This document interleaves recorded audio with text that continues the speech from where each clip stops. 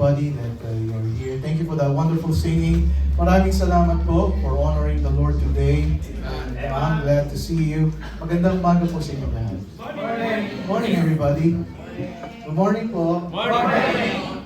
Happy Lord's Day to you. Alright, it's our third Sunday ng ating Ramadan. And isang Sunday pa. Ay, hindi. Pangatlo na ito? Tama, pangatlo. Pangalawa pa lang? Pangatlo pa lang po. Okay, kasi 5 weeks tayo ngayon. Alright, so anyway, maraming salamat po sa pagre-remind sa akin ng ilang linggo pa. At sa ating mga guests and regular attenders, brethren, thank you for joining me today. And I pray that God will speak to all of us and be blessed today. And so we recognize ang ating mga kapatid po sa online. Unahin na natin ang ating mga nasa Abu Dhabi. Unahin na natin si Sir Evelyn. Si Sir Evelyn, pakikaway lang po. Ayan, at kayo po ay kasama namin. I think kayo po ay uuwi by end of this month. Tama po ba, Sir Evelyn? Pakita, yan, tama daw. Right, so mamaya pag-pray po natin. And of course, si Sir Rosie nasa bahay ngayon. At I think nasa trabaho siya. Ay, si Sir Rosie, pakikaway lang po. Ayan, ang ganda naman ang bahay mo dyan. Alright, so thank you very much, kapatid. And ang ating mga nagagandahang nasa Pilipinas. Ayan. Unahin na natin ang ating Ate Shirley. Ate Shirley, ayan, talagang yung necklace nasa gawing tenga. Alright, so thank you very much, Ate Shirley. At kayo po'y bumabata. Ayan, tingnan natin. And of course, si Nanay Herpe. Nanay Herpe, pakikaway lang po. Na-miss namin kayo. Alright, so thank you very much po for being here. At mga kapatid, hanggang mamaya po ay naway makasama po namin kayo dahil napakaganda po ng ating pagpapatuloy ng ating pag-aaral dito po sa ating lesson. At sa ating pong lahat na nandito, let us thank the Lord and give Him the glory. Are you ready to hear the Word of God? Shall we open our Bible please in John 17:17? John 17:17. At tayo po'y tatayo para magbigay galang sa pagbabasa po ng salita ng Panginoon. John 17:17, nasa screen din po natin ang ating verse. At kung nakikita nyo na po, ay please say Amen. Amen. Alright, John 17:17, tayo pong lahat ay magbasa. Ready, read. Sanctify them through thy truth. Thy word is truth. Tayo pong lahat, sumukot manalangin. Ama naming banal, we thank you for your word that we have it in our hands and we can study it freely dito po sa lugar na kinalalagyan po namin. We thank you, our brethren online also, na sila po yung nakakasama po namin, bagaman sila po yung malayo dito sa aming gawain. And again, thank you for everybody. Dalangin po namin na kayo po may taas as we study the Word of God. Ito po yung dalangin namin sa pangalan ni Jesus, and all the people will say, Amen. You may be seated. Thank you very much. Alright, so mamaya po ay meron tayong mga karagdagang announcement regarding sa mga susunod pong linggo. At ito po yung palapit ng palapit, so kailangan po natin malaman kung ano po yung ating mga estado sa mga events po natin dito sa ating gawain. Alright, God bless you. Today, let me continue with our lesson, Sanctified by Truth. Sanctified by Truth. Last Sunday, ay nabanggit ko nga po sa inyo that sanctification is God's will for us. Ito po yung kalooban ng Diyos sa atin, kaya nga sabi ng 1 Thessalonians 4:3, ay for this is the will of God, even your sanctification. And to sanctify something is to set apart for special use. Ito po yung talagang inihiwalay. To sanctify a person is to make him holy. Alright? Dahil nga po tayo nabubuhay sa hindi banal na kabuhayan at nung tayo pinaligtas, ay we are separated to make us holy. Sanctification is a state of separation unto God. And all believers, lahat po ng mananampalataya, kasama po tayo dyan, enter into this state when they are born of God. At tandaan mabuti, noong tinanggap mo ang ating Panginoong Hesukristo sa puso mo bilang sarili mong Diyos at tagapagligtas, ikaw ay inaring banal at pinabanal. Ibig sabihin, you have been set apart unto God. Inihiwalay ka para sa Panginoon. 1 Corinthians 1:30, but of Him are ye in Christ Jesus, who of God is made unto us wisdom and righteousness and sanctification and redemption. At tandaan mabuti mga kapatid, itong sanctification na ito is a once forever separation. Ito po yung minsan lamang. Hindi po yan paulit-ulit. Hindi yan every time ay tinatanggap mo si Kristo bilang sarili mong Diyos tagapagligtas. Yan po yung minsan lamang sa buhay natin. At kung totohanan mong tinanggap si Kristo, yan po ay isang beses lamang. Right? Huwag po yung sasabihin, kahapon tinanggap ko si Kristo, ngayon gusto ko siyang tanggapin ulit, next month gusto ko siyang tanggapin. Hindi po. Alright? Ito po yung once forever separation of believers unto God. And it's a work of God, it is a work God performs. Ang may gawa po dito ay ang Panginoon. Kaya nga Hebrews 10:10, by the which we are sanctified through the offering of the body of Jesus Christ once for all. And there are 3 stages of sanctification. Nakita po natin ito last Sunday. Ang una, yung positional sanctification. Ito po yung hiniwalay nga tayo sa from unbeliever to a believer. Yung ating posisyon, naging Kristiyano tayo, naging anak tayo ng Diyos. Positionally, yan po ay hindi na magbabago kung totohanan mong tinanggap si Kristo bilang sarili mong Diyos at tagapagligtas. Yan, ito po yung positional. Nag-iba po yung position natin. And then, because we are still living in our mortal body, ano po, hindi naman tayo, tinanggap tayo ni Kristo, ay dinala tayo kagad sa langit. At tayo po ay hindi naman ginawang ganon. Kaya nga po, buhay pa tayo ngayon, ay ito na nga po yung sinasabi nating progressive and or experiential sanctification. Ito na po yung habang nabubuhay po tayo dito, ay patuloy tayong sinasanctify ng Panginoon. Right? Binabago niya yung buhay natin. Kaya nga, ang payo ni Peter, 2 Peter 3:18, you have to grow in grace. Kaya ikaw ay mabuhay, lumago sa biyaya, and in the knowledge of our Lord and Savior Jesus Christ. To Him be glory both now and forever. But as He which hath called you as His holy, sabi niya, so kung ang tumawag sa atin ay isang banal na Diyos, so be ye holy in all manner of conversation. And then, sabi niya, hindi ka lang tagapakinig ng salita ng Panginoon, James 1:22, but be ye doers of the words also, and not hearers only. Because if you do that, hindi mo ginagawa yung napapakinggan natin, hindi na pag-aaralan natin, you're just deceiving your own self. And progressive sanctification, ito rin po yung pagkakataon na kung saan ay isugo tayo ng Panginoon at ipahayag ang kanyang salita. Kaya nga sabi ng John 17:18, as thou hast sent me into the world, even so have I also sent them into the world. And for their sakes I sanctify myself, that they also might be sanctified through the truth. And the last stage is the complete and ultimate sanctification. Ito na po yung pagka nawala tayo sa mundong ito, ito na yung katawan natin, i-glorify ang katawan natin, wala nang, hindi natataas yung BP mo, hindi natataas yung sugar mo, ito na yung hindi ka na magkakasakit, wala nang, hindi ka na iiyak, sabi nga, and 1 John 3:2, beloved, now are we the sons of God, and not that yet appear what we shall be, but we know that when He shall appear, we shall be like Him. Because Jesus Christ has this glorified body, for we shall see Him as He is. So mga kapatid, kung titingnan niyo pong mabuti, in the past, na tayo po yung na-justify once for all, ito na po yung positional. Hindi na po magbabago yan, ha? Right, ulitin ko, hindi po magbabago yung position na yon. Once na ikaw tumanggap sa Panginoon, hindi na magbabago yung estado mo dyan. Wala nang makakuha ng kaligtasan mo.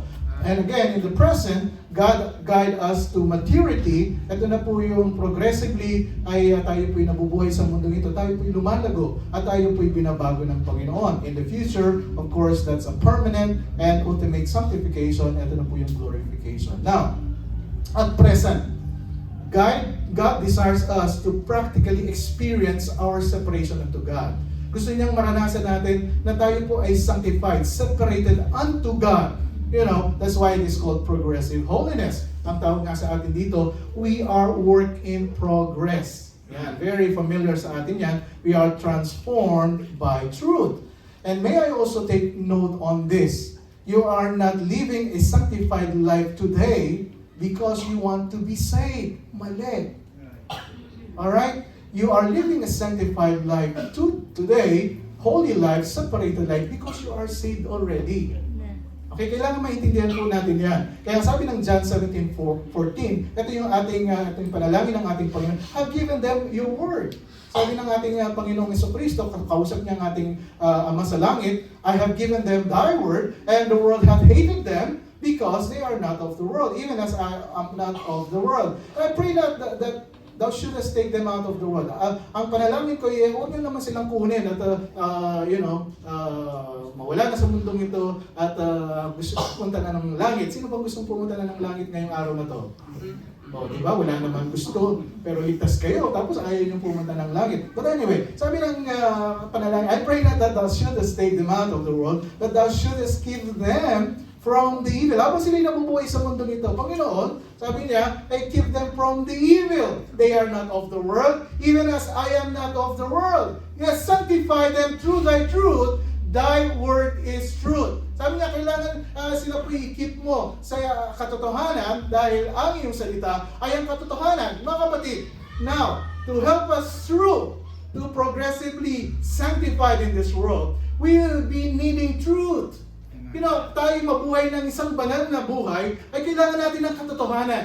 And the truth is God's truth, the Bible. Lahat naman tayo klaro dyan. God's word is truth. Kaya nga sabi ng Psalm 119, verse 160, thy word is true from the beginning, and every one of thy righteous judgment endureth forever. Truth has no meaning, mga kapatid, apart from God. I will repeat, walang katotohanan apart from God. No God, no truth. Walang Diyos, walang katotohanan. But you know God, you know the truth. Amen. Truth cannot be adequately explained, recognized, and understood or defined without God as the source. Kung ikaw i-define mo yung katotohanan, kung wala ang Diyos dyan, sabi nga natin, maraming mga tao na nag-define na ng katotohanan, but they all failed.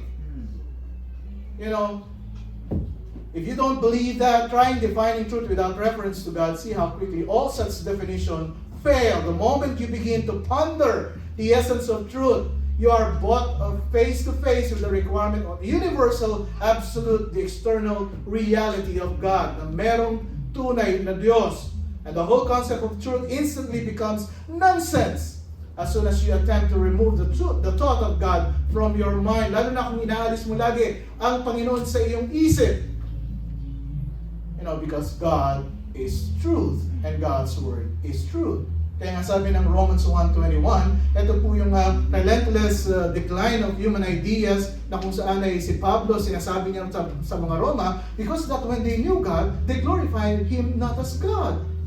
Hindi nila, sinasabi nila, kilala nila ang Diyos, pero hindi naman sila nagbibigay ng kalulatian sa Diyos. Neither were thankful, hindi na nga sila marunong magpasalamat, but became vain in their imaginations, and their foolish heart was darkened. Sinasabi nilang matatalino sila, professing themselves to be wise, they became fools. Bakit? Kasi walang Diyos eh. Alam nila, okay, may Diyos, pero they don't glorify Him as God. It's very, very important in our service today here, mga kapatid. Kaya lahat po ng ating ginagawa dito, we want to make sure na ito po'y nakakapagbigay ng kalulatian sa Panginoon. Even ang pag-attend po natin dito, we make sure na tayo po'y nakakapagbigay ng kalulatian sa Panginoon. Romans 1:23, professing themselves to be wise, they became fools. Anong ginawa nila? They changed the glory of the uncorruptible God into an image made like to corruptible man. So sa kanilang pag-iisip, naging iba na yung kanilang pagbibigay o sabihin natin Diyos na sabi nila, hindi yan ang Diyos. Ito ang Diyos na gusto kong gawin. And the birds and four-footed beasts and creeping things, wherefore God also gave them up to uncleanness through the lust of their own hearts, and to dishonor their own bodies between themselves. And they changed the truth of God into a lie. Ito na nga po yung salita ng Panginoon, hawak natin. Sabi niya, ito na nga yung katotohanan. Bakit mong pilit mong pinapalitan sa kasinungalingan? Who changed the truth of God into a lie and worship. At ito pa, sinamba nila and serve the Creator more than the Creator. This is very, very important in worshiping God. Tayo po yung napupunta dito, hindi para worship po si Pastor Art. You worship God. ang nagligtas po sa atin. They changed the truth into a lie and worship and serve the Creator more than the Creator, who is blessed forever. Amen. And for this cause, kasi ang titigas ng mga ulo nyo, God gave them up unto vile affections. Sabi niya, it is foul, it is horrid, it is unpleasant, and nasty behavior. Ayan ko na kayo, for even their women did change the natural use in that which is against nature. And likewise also to men. Mga babae, mga kalalakihan, iniba nila yung mga, ako'y nasa katawang, pinapasukan ng, yun, yung mga ganong pananalita. Nasa katawang akong lalaki, pero ako'y pinapasukan ng pagkabaw. Yung mga ganon. Paul went on to say, Romans 1:28, and even as they did not like to retain God in their knowledge, God gave them over to a reprobate mind to do those things which are not convenient. Hayaan ko na kayo dyan kasi ayaw nyo namang makinig. Abandon the biblical definition of truth. Unrighteousness is the inescapable result. Kung tayo'y lalayo sa katotohanan ng salita ng Panginoon, alam niyo po ba, ito po yung inescapable result. Ang tungo natin ay unrighteousness. Amen. We see it happening before our eyes. Ito po kitang-kita natin sa mga paligid natin, sa social media natin, in every corner of contemporary society. There is a widespread acceptance of immorality, gender confusion. There is rebellion, there is family disorientation, and all forms of iniquity that we see in our society today. It is a verbatim fulfillment, of what Romans 1 says that always happen when a society denies and suppresses the essential connection between God and truth. Lalo na pagka talagang ay ito po hindi natin inaayon sa salita ng Panginoon ang mga ginagawa po natin dito. If you reflect on the subject with any degree of sobriety and gravity, you will soon see that even the most fundamental moral distinction, which is good and evil, right and wrong, cannot possibly have any true or constant meaning apart from God. God embodies the very definition of truth. Kung kailangan mo ng katotohanan, pumunta tayo sa salita ng Panginoon. Every truth claimed apart from Him is preposterous. It is contrary. It is idiotic. It is foolish. Nakita natin last time, pinakita ko sa inyo, there are ancient Greek philosophers na kung saan ay simply assume the validity of truth and human knowledge. At pinagtatawanan nga ako ng tatlong to. Sabi ko, Socrates, Plato. Sabi ko, and Aristotle. Sabi ko, Dad, not Plato, Plato. Plato. Okay. Sabi ko. Tapos nung 17th century, dahil nga ito po'y tumuloy-tuloy at nagkaroon ng enlightenment at si René Descartes, no, Dad, this is Descartes. Descartes. Ayos mga batang to Sabi ko, John Locke. No, John Locke. Dad, it's, Locke. Alam niyo pala, hindi niyo ako, sabi. Ako'y Pilipino. Diba? Tapos, dumating si Immanuel Kant and Hegel and, all of these people na mga matatalinong tao naman. At after 1,000 years, the very best of human philosophers have all utterly failed to account for truth and the origin of human knowledge apart from God. Sabi nga ni Aaron sa akin, no, Dad, kasi meron naman silang mga salita na totoo naman. Sabi ko, okay, I agree with you. Yung mga bata talagang nakikipag-anuhan sa iyo, pagka mga philosophers. Kasi sa school, yun yung pinag-aaralan nila eh. Tama po ba?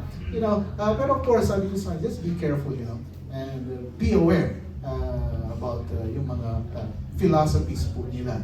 And again, the world of human ideas, magbuhat po noon ay pabagsak ng pabagsak kasi nga nahihirapan na sila kung paano ipaliwanag ang katotohanan.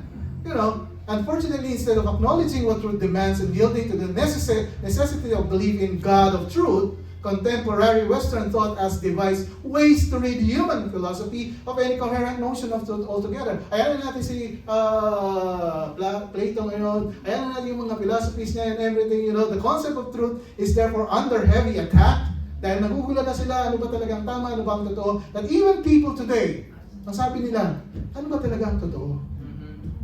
Na even us, actually us, di ba? Ang tagal na natin sa pananampalataya, tinatanong natin, ano ba talaga ang katotohanan? You know, sa sobrang katalinuhan ng tao, lumayo ang tao sa tunay na katotohanan, which is ang Diyos.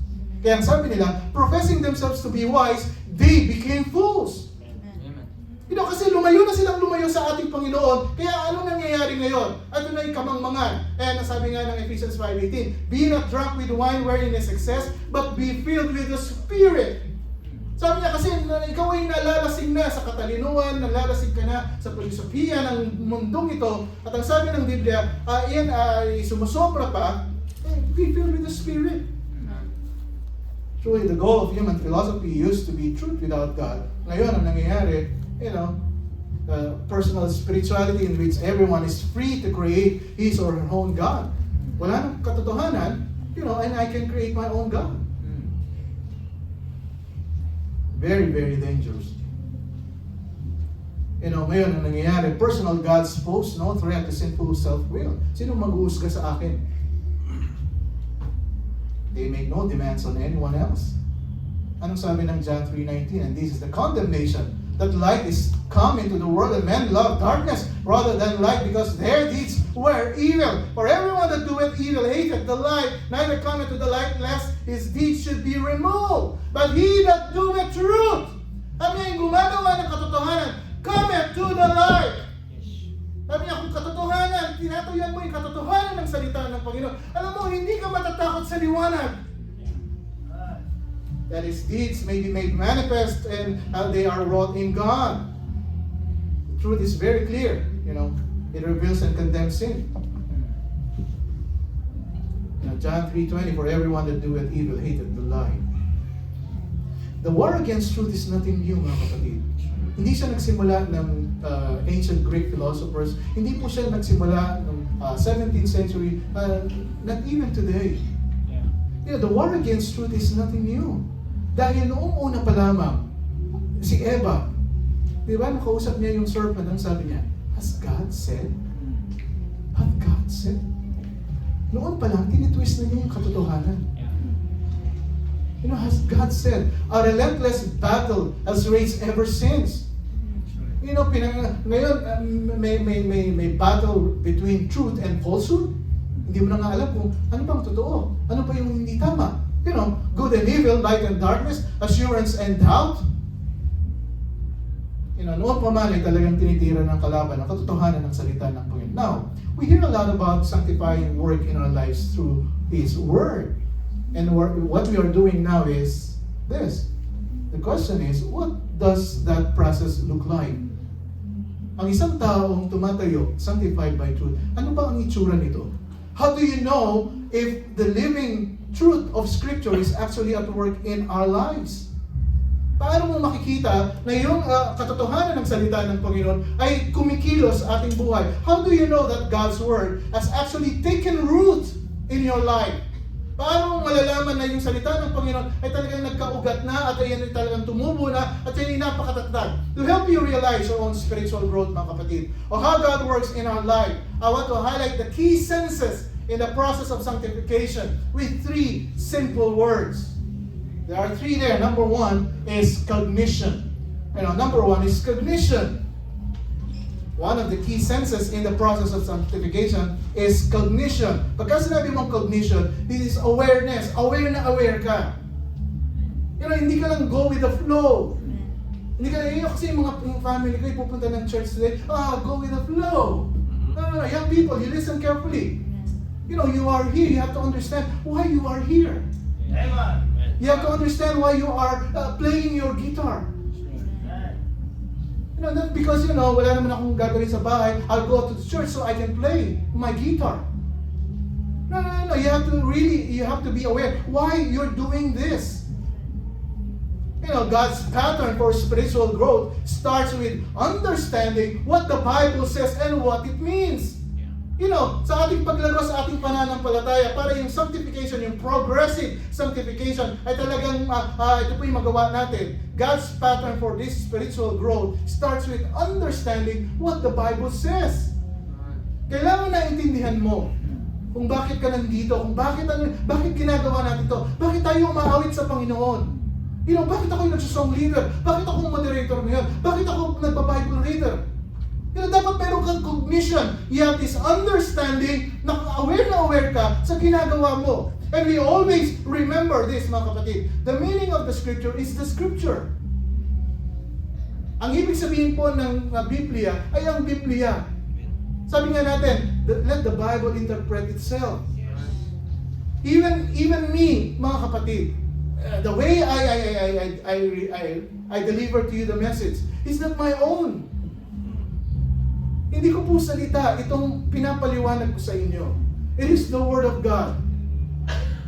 Kasi kung ang salita ko, ang pag-uusapan natin dito, magkakagulo tayo. The meaning of the scripture is the scripture. So if you don't know what it means, kung hindi mo alam ang ibig sabihin yan, you don't have the truth. Tama po ba? Kasi kailangan, there is this understanding of the truth. Kung hindi mo naintindihan yan, you don't have the truth. Did you get that? This is very, very important to understand, mga kapatid. The process of spiritual growth starts with understanding what the Bible says. Ang isang pastor nga, sabi niya, many years ago as a child, the importance of knowing and understanding God's Word was impressed upon me. At dumating sa buhay ko na, nung bata pa ako, ay basahin ko, pag-aaralan ko yung salita ng Panginoon. And I began to read my Bible repetitiously. And yan, paulit-ulit kong binabasa day after day, over and over. And the further I went, the more connection I was able to draw from book to book. Sabi niya, habang pinag-aaralan ko yan, sabi niya, talaga namang ako'y talagang na-interest dun sa sinasabi ng Biblia. After a few years, I was overwhelmed with the understanding that the Bible is its own interpreter.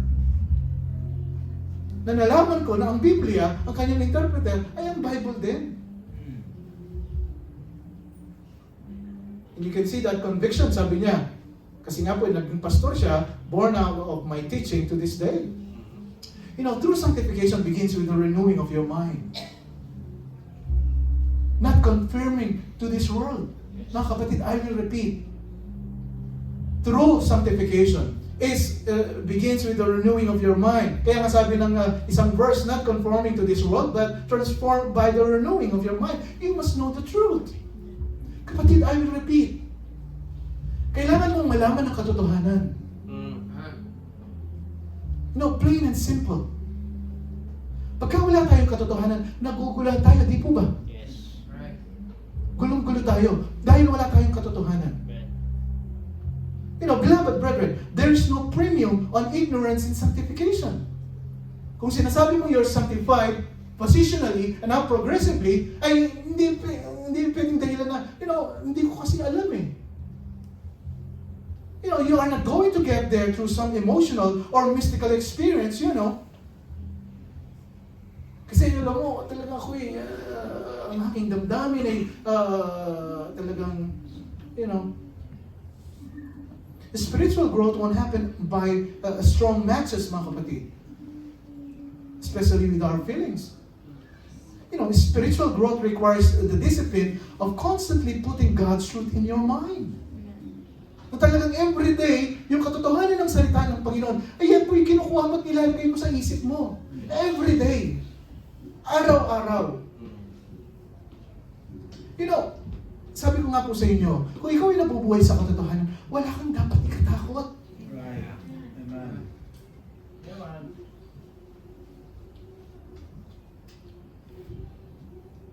Next.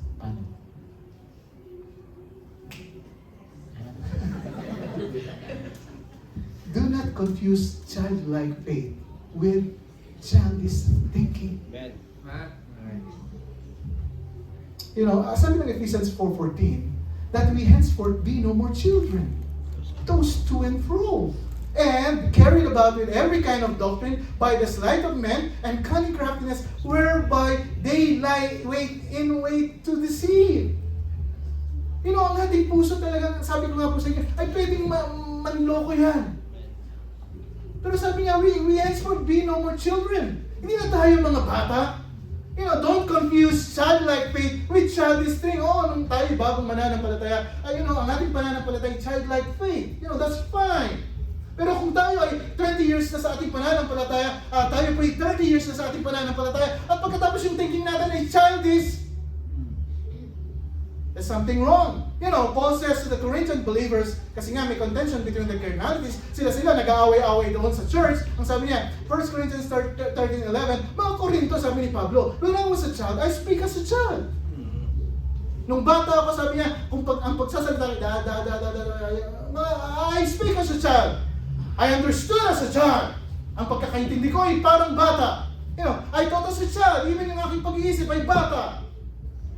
But when I became a man, nung ako'y nagkaedad na. Di ba? Sabi ng Biblia, I put what? I put away childish things. You know, tinanggal ko na kasi, you know, pagka mga bata, di ba? Si Sandra, tsaka si Aubrey, tsaka si Tia. Di ba? Magkakasama sila, tuwang-tuwa. After a while, nag-aaway. Di ba? Labanan mo pa naman si Kian, laki-laki. Tapat mo si Sandra sa kanya, tsaka si Aubrey. Di ba? You know, we're not childish anymore, mga kapatid. Ano sinasabi ng Biblia? Do not confuse childlike faith with childish things. You know, Paul was saying, I am being transformed by truth. You know, ako'y binabago ng Panginoon sa katotohanan niya. I put away childish things, sanctified by truth. There are no shortcuts in sanctification, mga kapatid. A lack of biblical knowledge will always slow down your spiritual growth. Kung kulang ka sa kaalaman ng Biblia, ay mag-slow down yung spiritual growth mo. At even so, tragically, can bring you destruction. Ano sabi ng Hosea 4:6? Sabi niya, my people are destroyed because of lack of knowledge. Maraming mga Kristiyano na wawala, nasisira sa kanilang pananampalataya because they lack of knowledge. Now, because thou hast rejected knowledge, I will also reject thee. And thou shalt be no priest to me. Saying thou hast forgotten the law of thy God, I will also forget thy children. Hindi lang tayong kakalimutan ng Panginoon, pati yung mga anak natin. Kaya nga po mga kapatid, we highly note, apart from the truth of Scripture, there simply is no mechanism to restrain our sinful flesh. Alam niyo po, kung dahil sa Biblia, tayo po'y kinokontrol, na tayo po'y hindi magkasala. Dahil sa katotohanan nito, legalism cannot do it. You know, human ideas cannot either. The same goes for mysticism and sacramentalism na ginagawa ng maraming tao. The only certain method for true spiritual growth starts with absorbing God's eternal truth. You have to understand it. It's able to make you wise unto salvation. Sabi nga ng 2 Timothy 3:15. And that from a child that was known the Holy Scriptures. This is, addressed to our young people here. Pwede naman din tayo, no? Consider ourselves our young people. Amen. And thou from a child thou hast known the Holy Scripture, which are able what? To make thee wise unto salvation through faith which is in Christ Jesus. Because all the Scripture is given by inspiration of God. And is profitable for doctrine, for reproof, for correction, for instruction in righteousness. Ano sabi niya? That the man of God may be perfect, mature, truly furnished unto all good works. Mga kapatid, the Apostle John, who wrote this text, under the inspiration of the Holy Spirit, understood well the role of truth plays in sanctification. Talagang kailangan po natin ng banal na spirito para gabayan po tayo dito sa mga katotohanan ito. Kaya nga sabi ng John 16:13, wala po yan sa ating panel. Howbeit, when the Spirit of truth is come, He will guide you into all truth. It's not on our self-cognition. It is by the guidance of the Holy Spirit. For he shall not speak of himself, but whatsoever he shall hear, that shall he speak, and will shew you things to come. Diba nga? Si Mateo man, nagpapa-amen eh. Amen. John 14:26, but the Comforter is the Holy Ghost, whom the Father will send my name, He shall teach you all things. And bring all things to remembrance whatsoever I have said unto you. That's cognition. You know. And the second one is conviction. Another sense, you know, in the step of this sanctification is conviction. As you grow in your understanding of the Bible, you begin to develop convictions out of that understanding, mga kapatid. Naintindihan mo, tapos yung conviction mo, talagang lumalago, lumalakas. You are convicted to do this because you understand it. You know, those convictions of beliefs determine how you live, or at least how you endeavor to live. Tanong mga kapatid, what influence do Christian trends have on you? You know, do you find yourself regularly following the latest popular church leaders? No, minsan ang tinitingnan po natin, kasi ito yung sikat na leader ng church. So ito yung susunin ko. You're reading the latest must-read book and buying into the latest life-changing theology? You know, are you effectively carried about by every wind of doctrine? Ito na nga po yung sinasabi ng Ephesians 4:14. You're tossed to and fro. Pero nagugulan ka ngayon. Ano pa talaga ang tayo ko bilang isang mananampalataya? Ano ba yung stand ko? Hindi ko nga maintindihan, hindi ko nga alam ang katotohanan eh. You know, ang sabi niya, you're carried away every wind of doctrine. Ay, hindi naman lahat ng sasabihin sa'yo eh, you know, oo nga ka ng oo nga. You know, by the sleight of men. Anong sabi niya? And they are crafty. They talagang cunning sila. Napakagagaling kung paano gumawa sila ng ganitong klaseng, you know, pamamalakad and everything. At ang sabi niya, whereby they lie in way to deceive. Kaya nagugulan tayo eh. Ano pa talaga? You know, hardly anyone would say to this, you know, immediate yes to those questions. Oh man. And perhaps it's a better way to ask the question, how deep are your biblical and spiritual convictions? Gaano ba kalalim? You know, yung mga conviction mo, yung pananampalataya mo, pagkaunawa mo sa Biblia. Are you rooted in Scripture and anchored to the truth? Or do your conviction change as quickly as the wind? Mabilis tayong mapaniwala. You know, as God's truth takes over your mind, it produces principles that you do not desire to violate. You know, pagka naiintindihan mo ang salita ng Panginoon, you know, ikaw mismo ayaw mo nga yung i-violate eh. Kasi salita ito ng Panginoon. Kasi salita ito ni Pastor Art, mali ka kapatid. Tanggalin mo yan. It is not my word, it is the word of God. Amen. That's sanctification. You know. In 2 Corinthians chapter 4, Paul talks about the persecution and threats he faced on a daily basis. Every day presented a new danger to him, a new plot to silence his preaching, a new threat to his life. You know, sa buhay niya, araw-araw, pagising pa lang niya, eto na naman, haharapin ko naman si ganito, haharapin ko naman si ganito, pupunta naman ako sa lugar na kung saan pwede ako makipag-compromise and everything. You know, eto na naman, baka punta ako dito sa taong ito, masisira ang aking pananampalataya. He faced everything, every day. And in verse 11, he says, he and his companions were, 2 Corinthians 4:11, sabi niya, for we which live are only delivered unto death for Jesus' sake. Sabi niya, talagang araw-araw, sa aking pananampalataya, sinusubukan ako. At ang sabi niya, that the life also of Jesus might be made manifest in our mortal flesh. You know, kailangan ko talagang ipakita na ako isang mananampalataya. Ano sabi niya sa verse 13? Ano niya? I believe, therefore I speak. Naintindihan ko ang salita ng Panginoon. I believe, therefore I speak. I spoke. Alam ko bakit ganito ako magsalita? Because I believe in the Word of God. Amen. Dapat ganun po yung stand po natin bilang isang mananampalataya. You know, I believe ako'y nananampalataya. Kaya ito po yung sinasabi ko. The truth of God's Word became my strong conviction. Because I'm fully aware and I fully understand what the Word of God says. 2 Corinthians 4:13, we having the same spirit of faith, according as it is written, I believe. Pareho tayo ng pananampalataya eh. And I believe, and therefore have I spoken. Kaya ito yung sinasabi ko sa iyo. We also believe, and therefore speak. Kaya ito nga yung delikado po dito. Yung sinasabi mong you believe, pero iba yung sinasabi mo sa iyong buhay.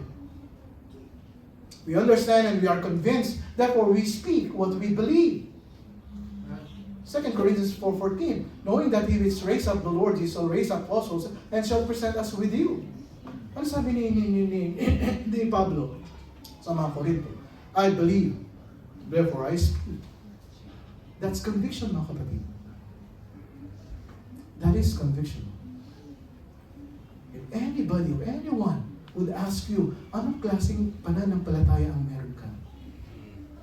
This is what I believe. This is what I understand about the Word of God. Therefore, I speak. It is conviction. As far as Paul was concerned, he didn't have any other options. No, wala akong ibang options eh. Kasi this is the Word of God. This is the Word of God. His belief in the Lord compelled him to preach the truth. Sabi niya, wala akong pwedeng i-preach dito kundi ang katotohanan ng salita ng Panginoon. In spite of the dangers I faced, kahit nabuhay pa ang kapalit, it is my conviction, a strong conviction.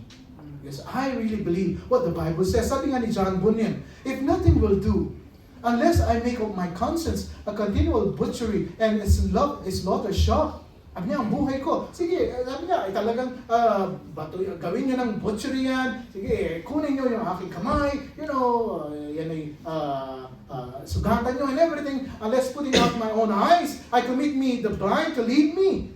Even my eyes, I have determined the Almighty God being my help and shield, yet to suffer, if frail life might continue so long, even till the most shall grow in on my own eyebrows, rather than just to violate my faith and principles.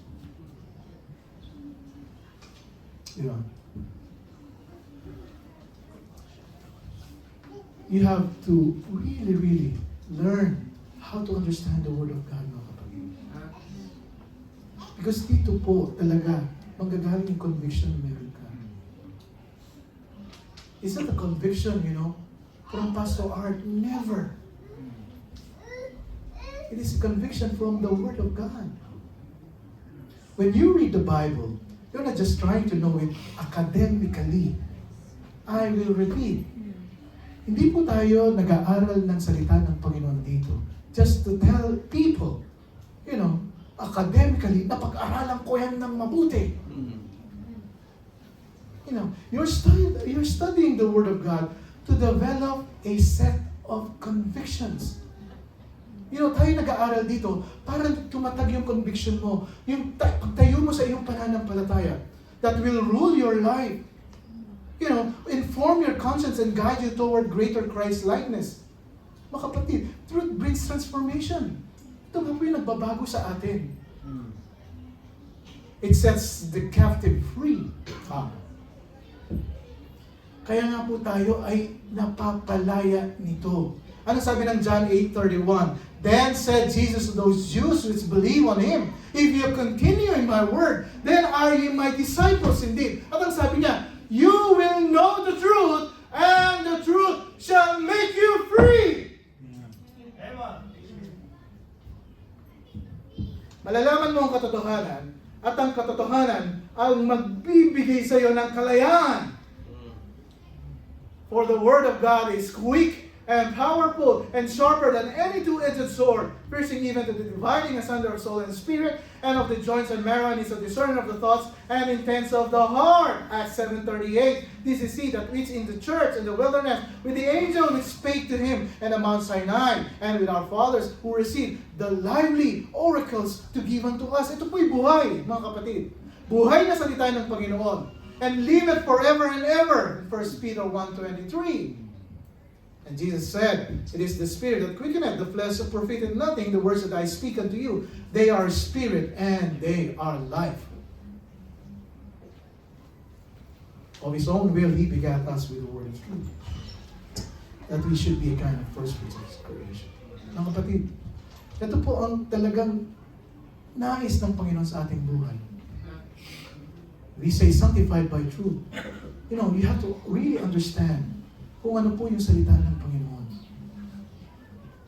So we are not here because, you know, we've been manipulated by anybody else. We are here because we really are fully aware that I have to go to the church. I have to glorify my God today.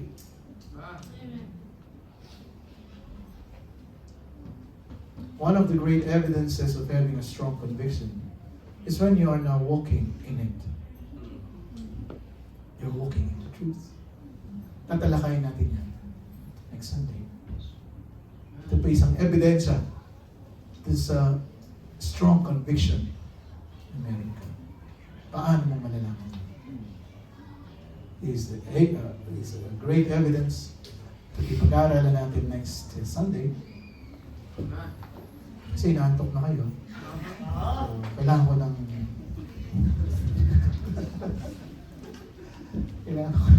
tutulin. Iba na naman ang klima. Diba? Pagit ka naman kahapon. Alright? So, yeah, we're going to continue with this. And I'm going to conclude it with the last point, right? Which is the affection. So, makikita po natin lahat yan sa next Sunday. Alright, so, yan, nagising na lahat kayo. Tama, kanina. Hindi pa tulog lahat itong mga. Pero thank you very much po sa inyong pakikinig. Tayo po lahat ay tatayo sa roll, stand up please. So we bow our heads and close our eyes so we pray. Heavenly Father, we thank you, Lord, for your word. We thank you as you guide us dito po sa aming pag-aaral, sanctified by truth. Positionally, ito po'y aming bilang anak nyo ay hindi na po magbabago because once saved, always saved. And tinanggap namin si Kristo bilang sarili namin tagapagligtas, Panginoon. At pinangako niyo po sa amin na kami po'y bibigyan niya ng kaligtasan. And we're very grateful to them. That as we are in this world, Panginoon, kailangan namin ng katotohanan. Progressively, we are being sanctified. We are walking in progress. At kami nga po'y mabubuhay na kung saan ay mabuhay sa katotohanan ng iyong salita. Tulungan niyo po kami, Panginoon. As we have heard the message today, kayo nga po ang may taas. Mga kapatid, God spoke to your heart. Tanong lang natin, pwede mo bang ipaglaban ang conviction na meron ka? Saan ba nakabase yung conviction natin? Sa sinasabi ng tao, sa sinasabi ng salita ng Panginoon. God's word is truth. It is true from the beginning. At hindi po yan nagbago. Ginulo ng mga matatalinong tao, yung mga ayaw maniwala sa kanya, they professing themselves to be wise, they became fools. At sa panahon po natin ngayon, nahihirapan na even Christians to identify, recognize, alin ba ang katotohanan. We would like to thank the Lord today because we have His Word. Hawak po natin ang katotohanan. Hawak po natin ang salita ng Panginoon. Why don't you come to God and tell God, Panginoon, I fully understand what the Bible says. By the guidance of the Holy Spirit, help me, Father, to understand it more. Sasadyain ko po, bubuklatin ang Biblia, Panginoon. Sasadyain kong babasahin ito, Panginoon. Pag-aaralang mabuti.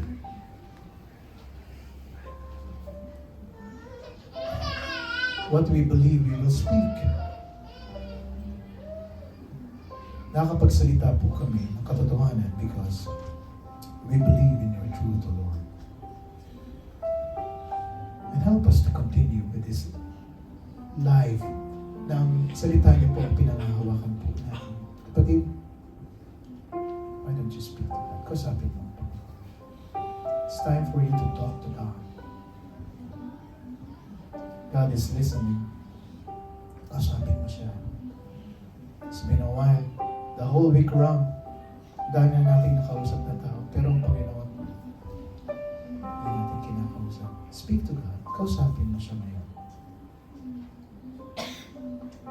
Pour out your heart to Him. You can tell Him everything.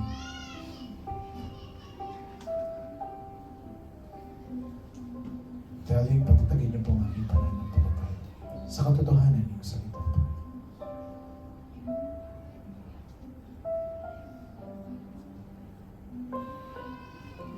Shall we find a partner?